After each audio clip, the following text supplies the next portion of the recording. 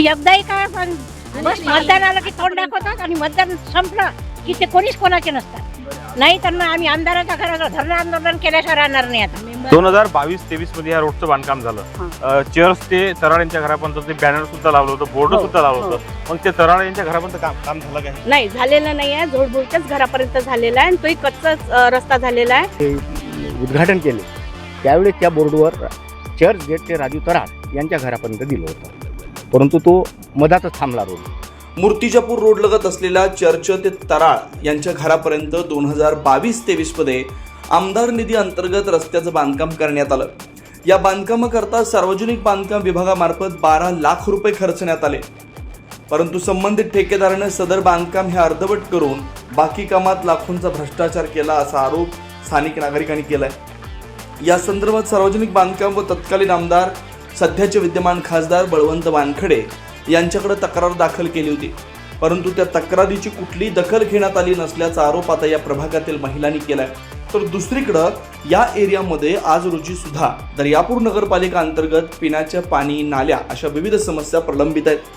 गेल्या 10 वर्षापासून या ठिकाणी शेकडो नागरिक वास्तव्यास आहेत, परंतु त्यांना जीवनावश्यक सोयी सुविधा अद्यापही मिळाल्या नाही. तर विद्यमान आमदार गजानन लवटे यांनी मतदानात नंतर पुन्हा आमच्या प्रभागात येऊन सुद्धा पाहिलं नाही असं सुद्धा गंभीर आरोप येथील रहिवासी महिलांनी केलाय. त्यामुळे या गंभीर बाबीची दखल तात्काळ घ्यावी, अन्यथा आमदार खासदारांच्या घरासमोर आंदोलन करण्यात येईल असा इशारा आता या संतप्त महिलांनी केला. सदर रस्त्याच्या कामात झालेल्या भ्रष्टाचाराची तात्काळ चौकशी करावी व संबंधित ठेकेदारावर कठोर कारवाई करावी अशी मागणी सुद्धा येथील महिला भगिनींनी केली आहे. दर्यापूर नगरपालिका अंतर्गत मूर्तिजापूर रोडवर लगत असलेल्या चर्च ते तराड यांच्या घरापर्यंत 2022-23 मध्ये आमदार निधीतून तब्बल 12 लाख रुपये खर्च करून या रोडचे बांधकाम करण्यात आलेले होते, परंतु या रोडचे बांधकाम फक्त चर्च ते झोळ यांच्या घरापर्यंतच करण्यात आले. तराड यांच्या घरापर्यंत हे बांधकाम करण्यात आले नाही. या बांधकामात लाखो रुपयांचा भ्रष्टाचार या ठिकाणी झाल्याचा आरोप आता केला जात आहे. याच नगरातील काही महिला सुद्धा आपल्यासोबत आहे. काय सांगाल तुम्ही, इथे किती वर्षापासून आहात आणि ह्या रस्त्याची परिस्थिती काय आहे? बोला. आम्ही 12 वर्षापासून आहोत इथे, पण आमच्या रोडचे इतके हे होऊन राहिले की हे ट्रक आधी चोंडकेने खराब करून ठेवला, आता हे इकडे हे रोडवाले जाऊन राहिले आणि पाईपलाईन तर एवढी फुटून राहिली आमची की जिथे तिथे आमच्या नळाला 1 महिन्यापासून पाणी पण नाही. आम्ही बाहेरून पाणी आणत आहे, असा आम्हाला त्रास आहे, खूप त्रास आहे. धुळीचा तर खूपच. हा रस्ता चर्च ते तराळ यांच्या घरापर्यंतचा होता. 2022-23 मध्ये आमदार निधी टाकला होता. मग तराळ यांच्या घरापर्यंत हा रस्ता झाला काय? नाही, तराळ यांच्या घरापर्यंत झाला नाही, फक्त जोडच्याच घरापर्यंत रस्ता झालेला आहे आणि तोही कच्चाच केलेला आहे की एवढा म्हणजे चांगला मेन रोड करून नाही दिला आम्हाला. हो, तर त्याच्यात काही आम्ही म्हटलं त्यांना, पण ते म्हणत की बा एवढं सगळं असते का, एवढं असते का, म्हणजे त्यांच्याच गोष्टी आम्हाला ऐकावं लागत होत्या. आम्ही जे करायचं आहे ते आम्ही आमच्या यानं करतो, तुम्ही सांगू नका असं म्हणत होते ते आम्हाला. पावसाळ्याचाही खूप त्रास तुम्ही आहे. तक्रार नाही दिली की या संदर्भात काही सांगितलं नव्हतं काय कोणाला? नाही, नळाची दिलेली आहे पण सध्या नाही होत म्हणे. पाणी पुरवठा विभागामध्ये बरेच कंप्लेंट केलेली आहे. आम्ही समर्थ कॉलनीतले रहिवासी आहे, 10 वर्ष झाले राहायला, पण या रोडची अशी व्यवस्था आहे, अशी खराब व्यवस्था झालेली आहे की आम्ही काही करू शकत नाही. लहान पोरं आहे, ट्युशनला जाऊ शकत नाही. आमच्या एरियात पाणी एवढंचते आणि बाकीच्यांची सापाची वगैरे भीती आहे. कंप्लेंट करूनही आमच्या नगराकडे कोणी येऊन बघत नाहीये.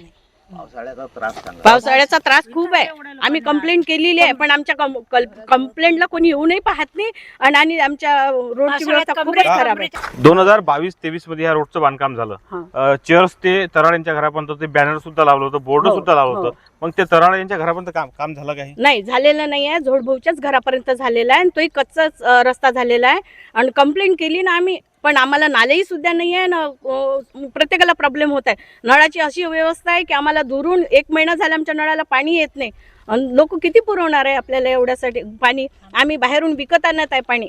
यांनी आमची दखल घ्यावी. या लोकांनी आम्हाला खूप त्रास होत आहे. 2000 तुम्हाला माहित आहे की आता तुम्ही 10 वर्षापासून इथं राहता. 22-23 मध्ये या रोडचं काम झालं. तराळ यांच्या घरापर्यंत हा रोड दाखवला, परंतु तिथपर्यंत हा रोड झाला का? नाही झाला. त्यांनी म्हटलं की बाबा जे इस्टिमेट आहे त्याचप्रमाणे आम्ही करतो, बाकी पुढे रोड जात नाही. इस्टिमेटवर आहे की चर्च ते तराळच्या घरापर्यंत? ते त्यांनी बोर्डवर दिलेलं आहे की चर्च गेट राजू तराळ यांच्या घरापर्यंत, परंतु त्यांनी ज्यावेळेस कामाची सुरुवात केली त्यावेळेस त्यांनी सांगितलं की जे इस्टिमेट आहे त्याचप्रमाणे ते काम होईल. अच्छा, असं त्यांनी म्हटलं. आम्ही त्यांना खूप रिक्वेस्ट केली परंतु ते ऐकायलाही तयार नव्हते. एकदाही काय पण बस मतदान आलं की तोंड दाखवतात आणि मतदान संपलं की ते कोणीच कोणाचे नसतात. वार्ड नंबर 12 मध्ये आहो आम्ही. वार्ड नंबर 12 नंबर खूप मागासलेला आहे.